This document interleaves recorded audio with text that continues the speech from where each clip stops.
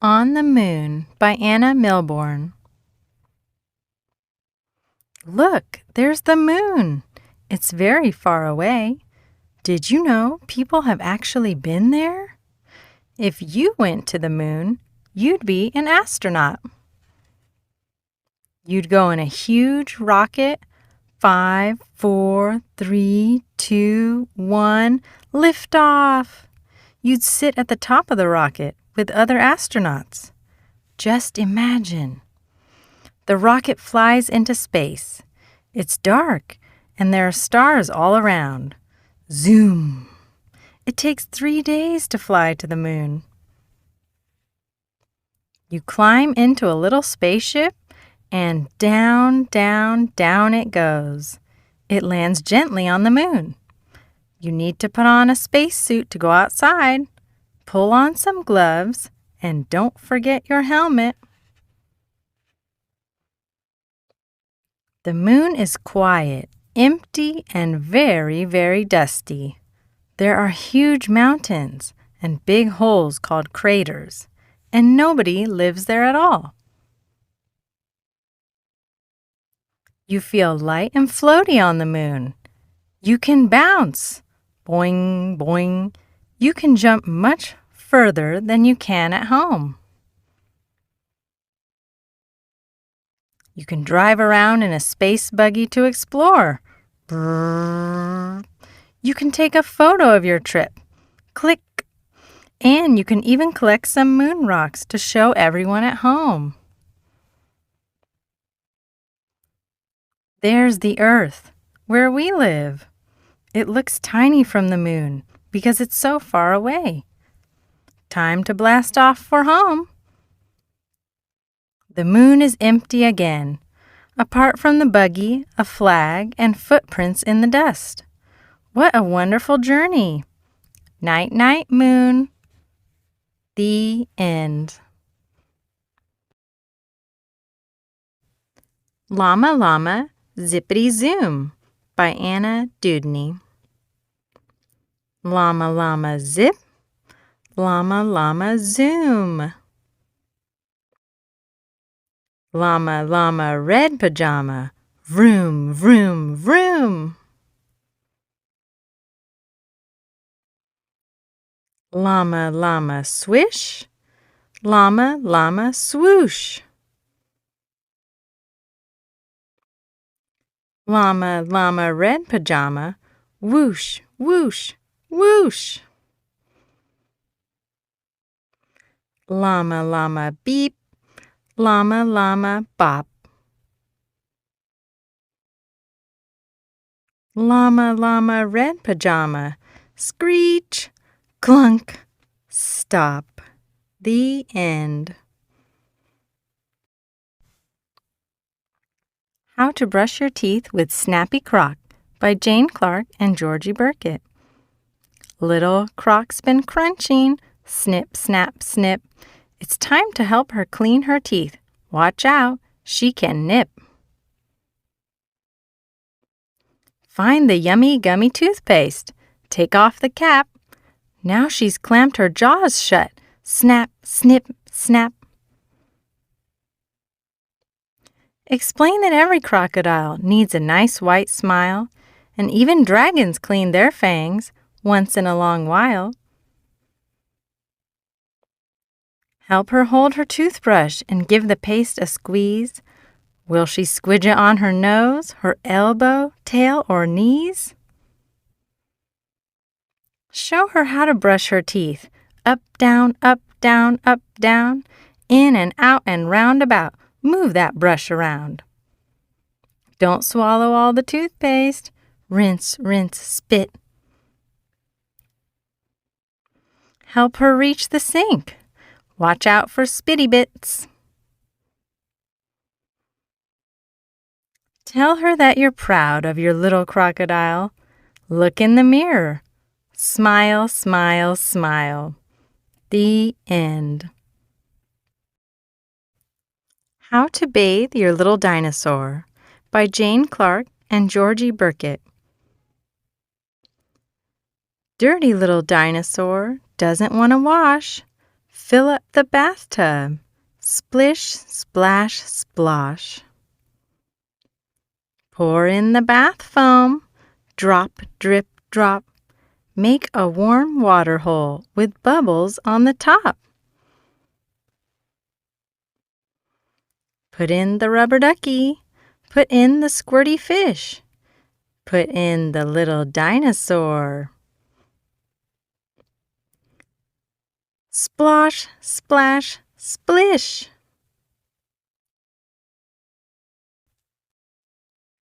Blow bubbles on his tiny toes. Blow bubbles on his tummy. He'll giggle as they pop, pop, pop. They tickle and feel funny. Happy little dinosaur, having so much fun. How will we get him out again, now that bath time's done? Pull out the bath plug. Glug, glug, glug.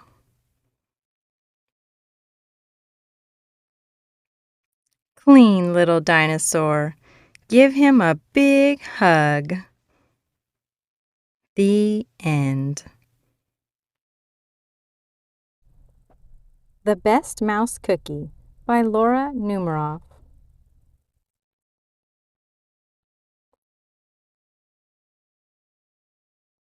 Mouse has everything he needs to make cookies.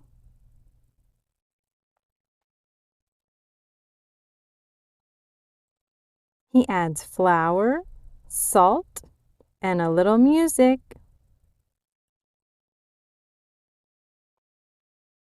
Mouse thinks baking is easy. Sometimes.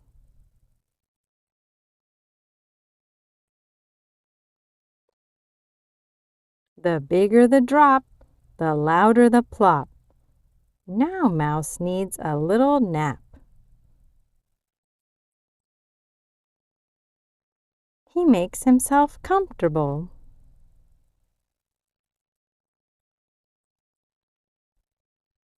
A little too comfortable.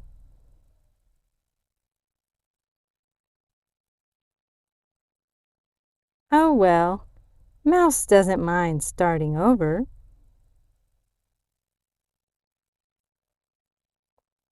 There's no such thing as too many cookies. But the best cookie is the one you share with a friend.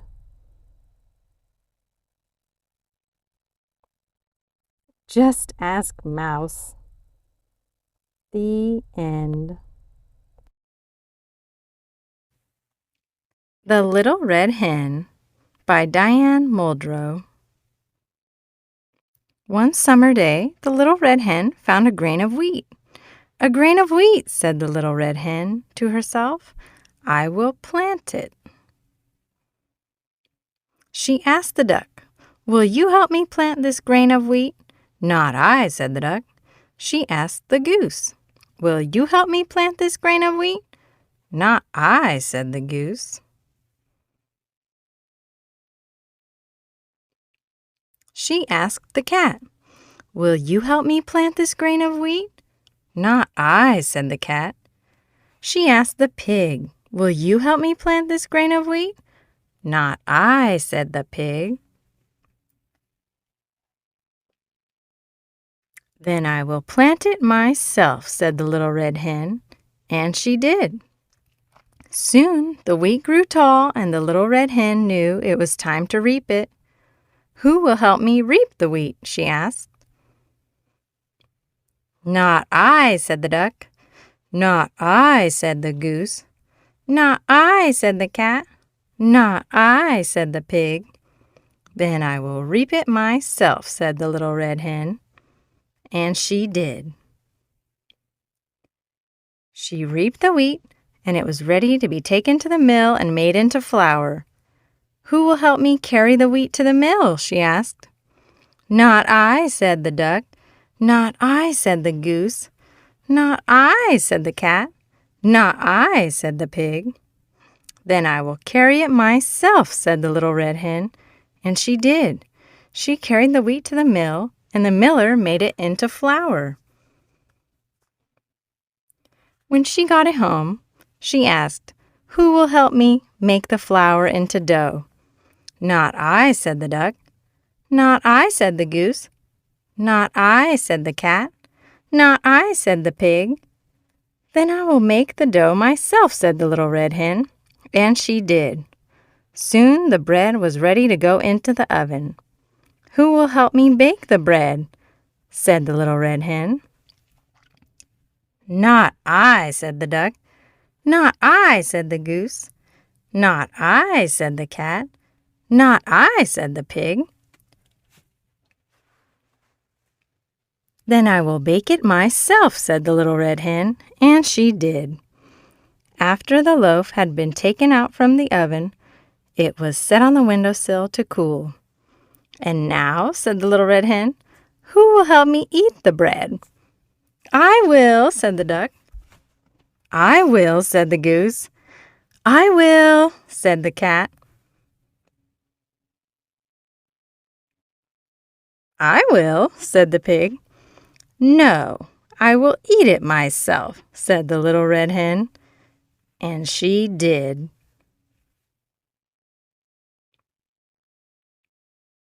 The end.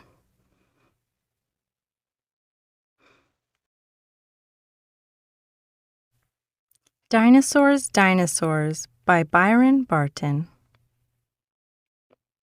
A long time ago, there were dinosaurs. There were dinosaurs with horns and dinosaurs with spikes. There were dinosaurs with clubs on their tails and dinosaurs with armored plates. There were dinosaurs with sails on their backs. There were dinosaurs with long, sharp claws and long, sharp teeth. And dinosaurs with long, long necks and long, long tails. There were big dinosaurs and small dinosaurs. There were fierce dinosaurs and scared dinosaurs. There were hungry dinosaurs and very tired and very, very sleepy dinosaurs. Dinosaurs, dinosaurs, a long time ago. The end.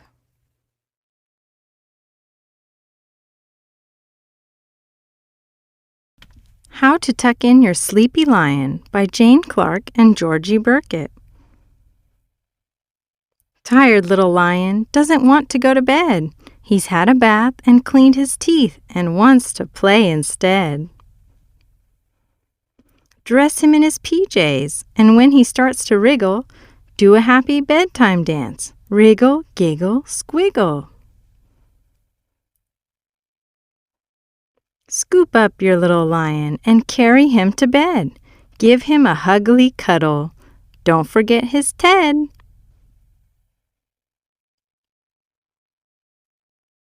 Share his favorite storybook, The Lion's in His Den.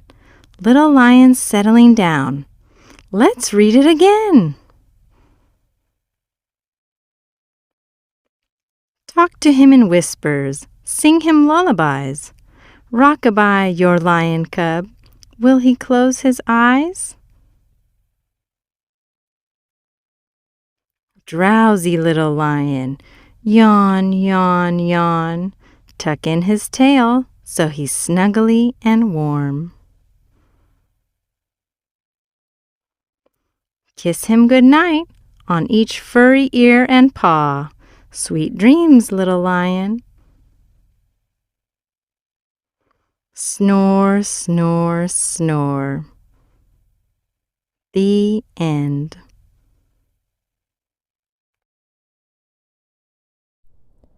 Little Mommy by Sharon Kane. This is my house, and I am the mommy. My children are Annabelle, Betsy, and Bonnie. They are good little children and do just as I say. I put on their coats and they go out to play. Billy is Daddy. He works in the city. He has a new car. Isn't it pretty? I do the dishes and sweep the floor and wipe the fingerprints off the door. I wash the clothes in my washing machine. I scrub them with soap and rinse them clean. Then I hang them on the line to dry. I'll have to iron them by and by. My children like to go for a ride. They sit in the buggy side by side. Now I will teach you the ABC, and who can count to 10 for me? I think it's time for me to bake. I'll make some cookies and ginger cake. My neighbor comes for a cup of tea. We have a party by the cherry tree. Oh dear, I'm afraid Betsy is ill. I put her to bed and give her a pill. I call on the phone for Dr. Dan. He says he'll come as soon as he can. Danny is doctor and he comes in a hurry. He takes her temperature and says, "Don't worry, she'll be well as quick as a wink. It's just the mumblety bumps, I think." Dinner is ready, don't be late. Put on your bibs and sit up straight. We're having potatoes and blueberry stew. Now eat your spinach, it's good for you. Sit on my lap, it's story time. I'll read a poem and a nursery rhyme.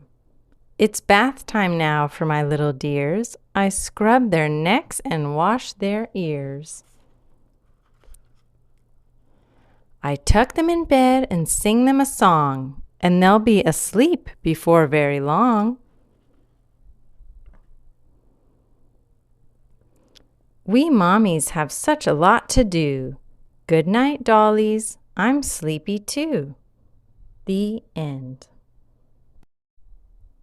Night Night Sleepytown by Amy Parker. Come on down to Sleepytown, where the time is always right for snuggling and for sleeping in, and we always say, night, night.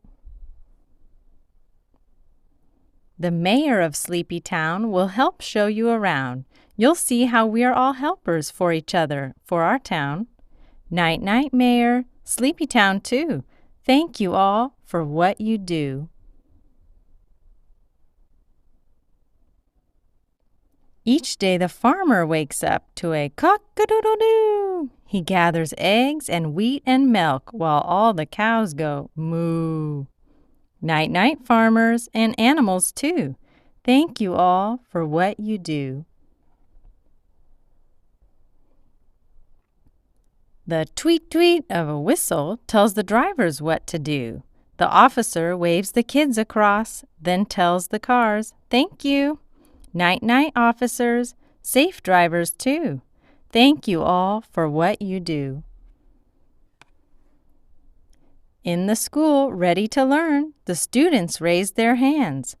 Our teachers make us oh so smart. They help us understand. Night-night, teachers and students too. Thank you all for what you do.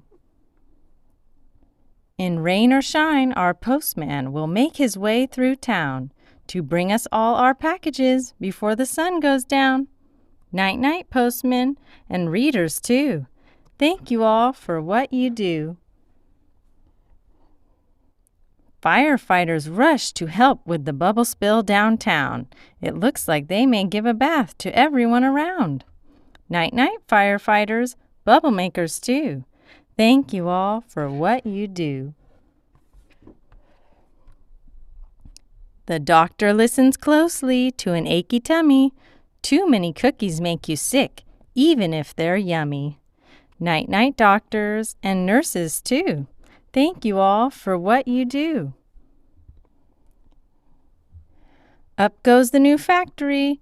Rumble, rumble, whoop, whoop. The builders work hard every day to make our dreams come true. Night, night, builders and diggers too. Thank you all for what you do. As the week comes to an end, we take some time to rest, to say thank you in our own way so we can be our best. Thank you, God, looking down. Night, night, little Sleepytown. The end. Clip Clop by Nicholas Smee. Who wants a ride? Asked Mr. Horse. Me, please, says Cat. Clip, clop, clippity clop. I want a ride too. Please, Mr. Horse, says Dog. Up you get, says Mr. Horse. Clip, clop, clippity clop. What about me? I want a ride too. Please, Mr. Horse, says Pig.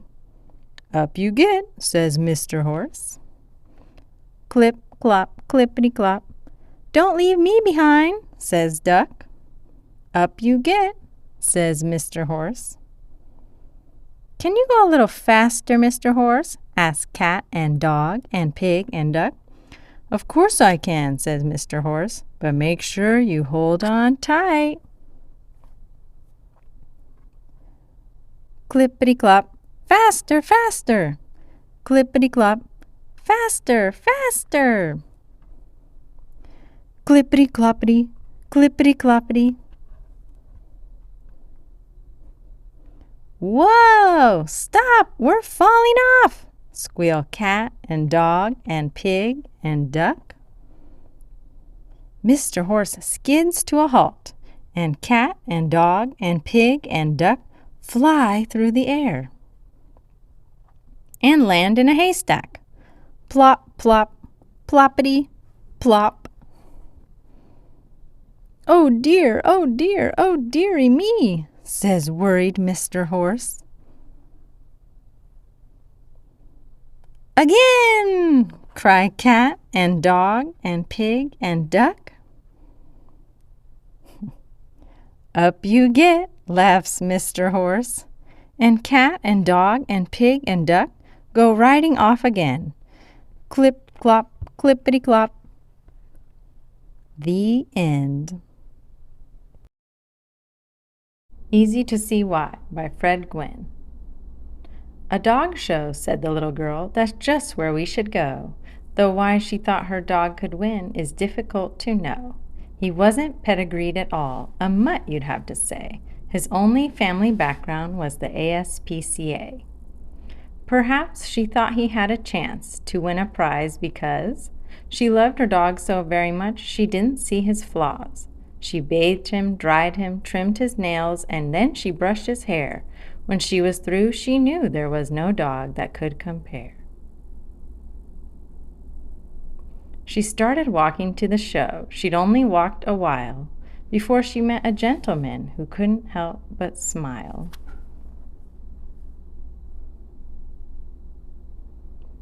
My bulldog's going to win, he said. You shouldn't even try.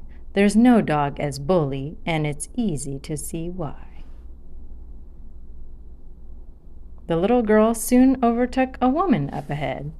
There is no dearer dog than mine, is what the woman said. I paid so much for him, I'm sure no dog will score as high. My poodle cost me oodles, and it's easy to see why. She met another gentleman while walking to the show. He said, I think there's something, miss, you really ought to know. No dog can beat my Sealyham, and that is not a lie. He'll win, I'm sure, I really am. It's easy to see why. Another woman soon appeared, and she began to speak. Just look at my dog, and you'll see perfection at its peak. My Pekingese will win with ease, no question of a tie. One peek is all the judge will need, it's easy to see why. She met another gentleman with hair that hung so low, she found it hard to understand how he knew where to go. "I see first prize," is what he said. "On that I keep my eye. My Lhasa Apso's tops, so there, it's easy to see why." The girl soon met an older girl who said, "My dog is swell. There are no dogs that half can do what Afghans do so well." "My Afghan hound can leap and bound, why he can almost fly. He's got the jump on other dogs, it's easy to see why." But when at last they got there,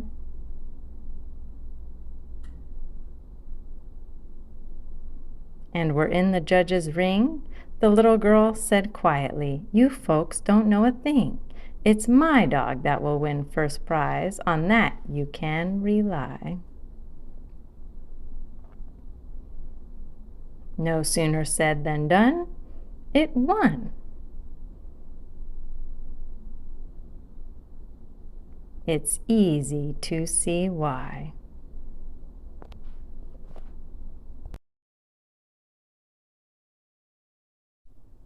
My Goodnight Book by Eloise Wilkin. When Mommy says it's time for bed, I go upstairs and get myself undressed. Mommy runs my bath and helps me scrub my face and hands and all the rest of me.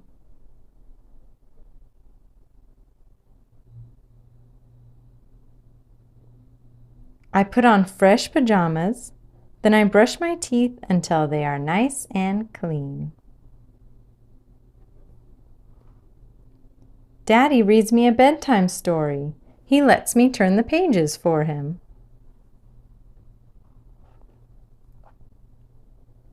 Just before I climb into bed, I kneel and say my prayers. Mommy tucks me in and kisses me and turns out the light. And then we say good night.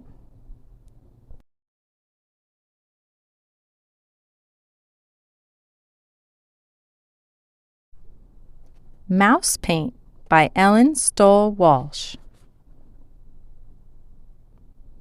Once there were 3 white mice on a white piece of paper. The cat couldn't find them. One day, while the cat was asleep, the mice saw 3 jars of paint, 1 red, 1 yellow, and 1 blue. They thought it was mouse paint.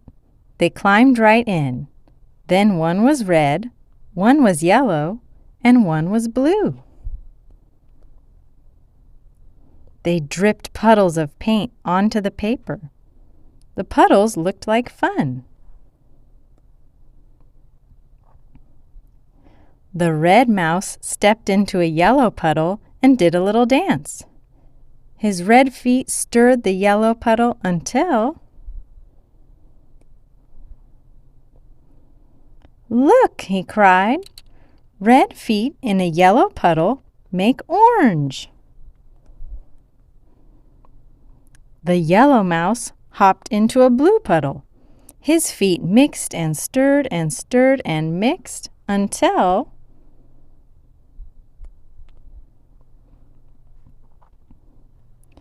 "Look down," said the red mouse and the blue mouse. "Yellow feet in a blue puddle make green." Then the blue mouse jumped into a red puddle. He splashed and mixed and danced until... "Purple!" they all shouted. "Blue feet in a red puddle make purple." But the paint on their fur got sticky and stiff, so they washed themselves down to a nice, soft white. And painted the paper instead. They painted one part red and one part yellow.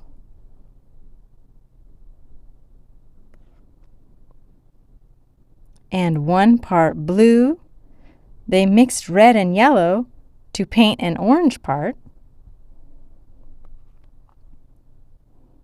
Yellow and blue to paint a green part. And blue and red to paint a purple part. But they left some white because of the cat. The end.